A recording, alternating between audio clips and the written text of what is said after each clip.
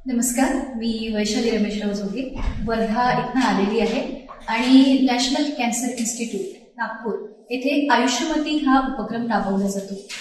येथे फ्रीमध्ये कॅन्सरची स्क्रीनिंग होते आणि माझ्या आईला कॅन्सर असल्यामुळे आज मी इथे आलेली आहे, जेणेकरून भविष्यामध्ये मला जर कॅन्सर होत असेल तर त्याआधीच मी वेळेवरच हा उपचार करून घ्यावा अशी माझी इच्छा होती। त्यामुळे मी इथे आली आणि हे नागपूरमधलं जे नॅशनल कॅन्सर इन्स्टिट्यूट आहे हे एकमेव असं इन्स्टिट्यूट आहे जिथे महिलांना जनजागृती म्हणजे कॅन्सर व्हावं किंवा झाला तर त्याविषयी जनजागृती म्हणून हे जे इन्स्टिट्यूट आहे खूप छान पद्धतीनं मार्गदर्शन करतं। येथे आल्यानंतर फ्रीमध्ये तुमची स्क्रीनिंग केल्या जाते। त्यानंतर इथे देवयानी मॅम ज्या होत्या त्यांनी मला खूप छान पद्धतीनं गायडन्स केलं। इथे आल्यानंतर जे डॉक्टर्स आहेत त्यांनी सुद्धा खूप छान पद्धतीनं मार्गदर्शन केलं।